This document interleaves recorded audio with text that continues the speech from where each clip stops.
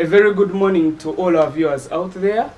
It's Ayit TV coming in live, and we are live from Homely Nest Hotel that is located here in Imbarara.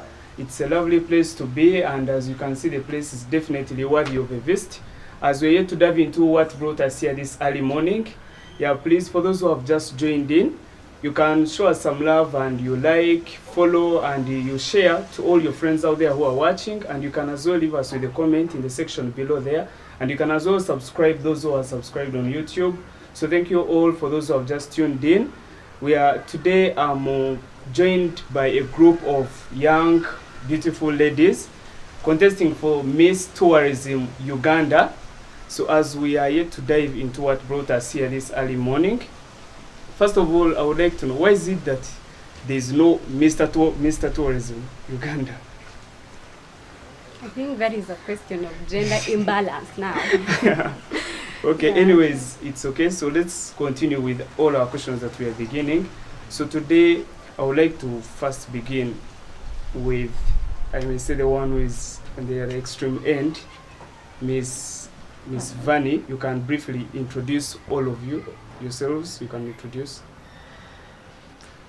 Hello everyone, my name is Businye Vanita Faith. I'm a graduate from Makerere University Business School, and I'm contesting for Miss Tourism 2021. Okay. Thank you so much.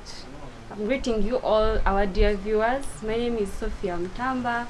I am aged 23 and I'm still a student at Uganda Christian University, and I'm a student of law in my 4th year.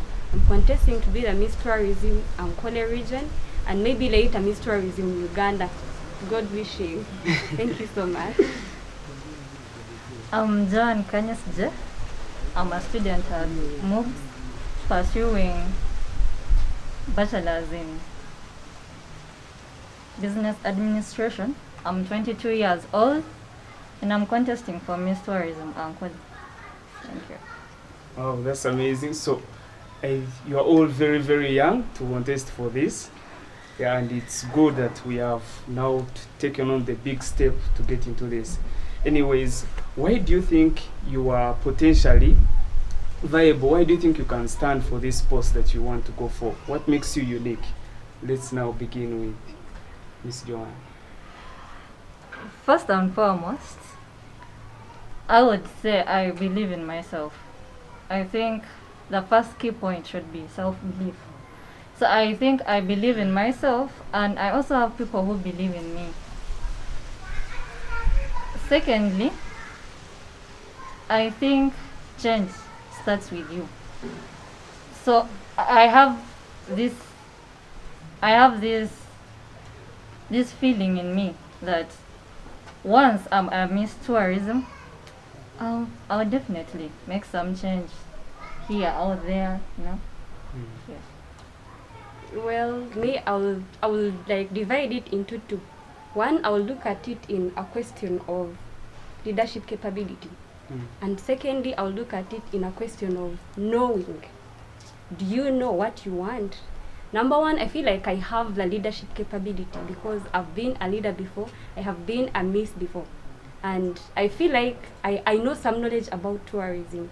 I know why we have a lot of questions, why we have a lot of missing things, and I feel like I can help fix this.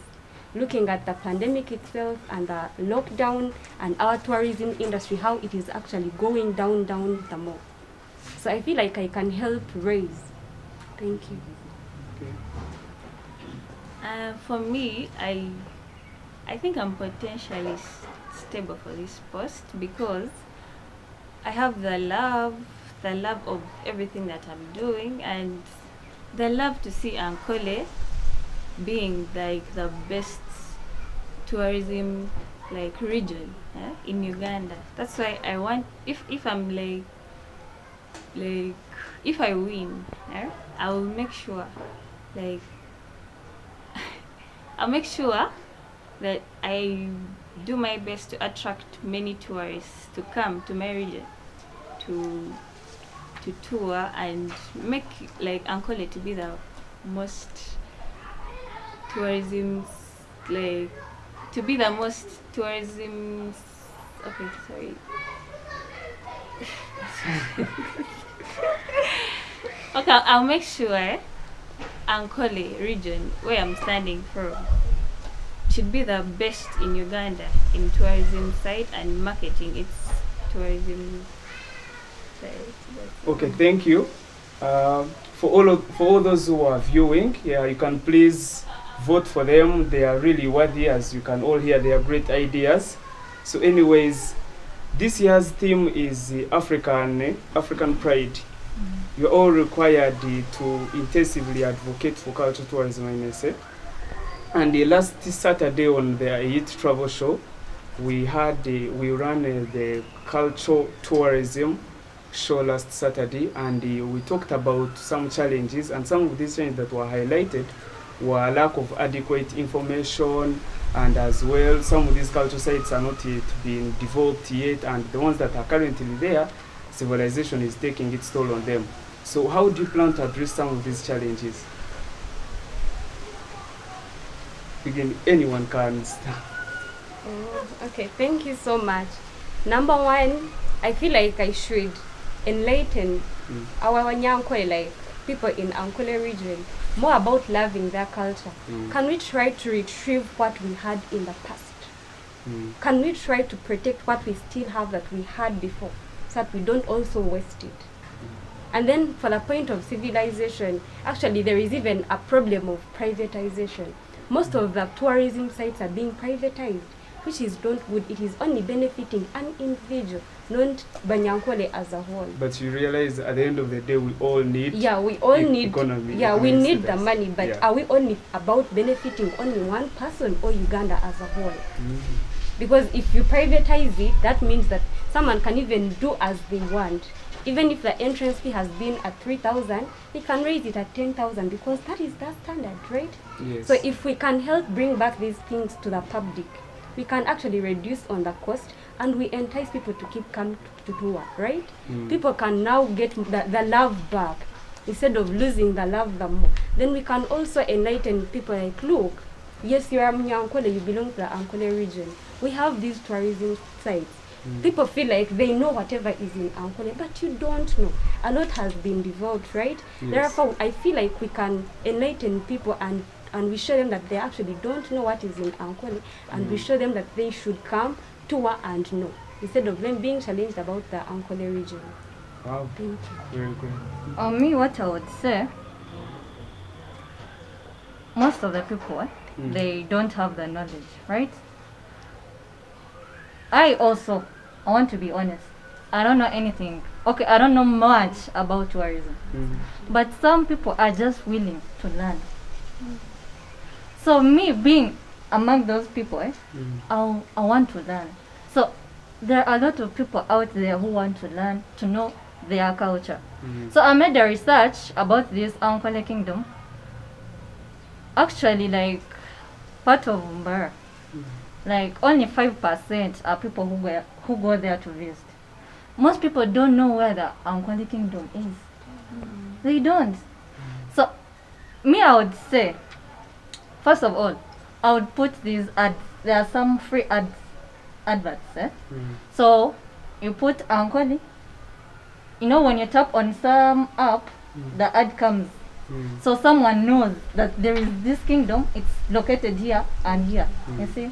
So here we are making them get awareness. You see. Yes, awareness creation. Yeah. Secondly, I would also encourage this domestic tourism, like touring within the country. Most people think tourism is expensive, right? Yes. Like almost everyone thinks. But me, I have my friends, they're good. They love touring. So at every end of the year, they contribute. Let's say if they are going to Kasese and everyone is paying 200. So there are these people who can't manage the 200. So what they do, that group that can't manage the 200, they solicit and make 200. But if they are to get maybe a whole plate of chips, of course they won't get that because there are many, right? So there is a way how they handle their stuff. So me, I would say, I would teach people that tourism is not expensive. It's just the love that you have. Yes. Thank you. You're welcome. To answer that question, to me, I would like encourage the tourism organizations like the Uganda Tourism Board to make research of all the tourism sites, because many people are not aware of anything that is in their country. All they know is where they stay, where they get food from, but they don't know the beauty about the tourism sites that are in their country or region. So I would like encourage the board to make research, even all those places like the museum, for example, Igongo, to publish those things that they have, to give people the love to go and see what is there. Because like in this era, like most people are grown up, they are in this thing of Facebook, they don't care about their culture of those days. So they can't know what was there, and most things that were there are in the museum. For example, like anyway, like most things that are in the museum show what Ankole was, and many things that we used to have that is perishing with the civilization that is coming up. I would like to say one more thing. Vanita said that these people they are modern. Yes. They are modernized. So I would say, why can't we bring this modernity? Our culture. Of course, we all have phones. Most of us have phones. Why can't we use our phones to show our culture? You see? We use the available resources to reach people what they want. You see? That's how we can use it. Okay, thank you so much for your contribution. All of you are standing for Miss Tourism Ankole. And the Ankole right now is a region, I may say, that is not clearly documented. Its history is not very, very clear. So how do you plan to address this issue as the Miss Tourism Ankole? Thank you so much for the question. Actually, I would want to let you know that people are trying to document the culture of Ankole, and we are trying to restore what we were actually about to lose. For example, I'll give you an example of the restoration of the palaces. The palace that is in Kamkuzi, it is being restored, and a lot are being restored. So I'll maybe give an example of.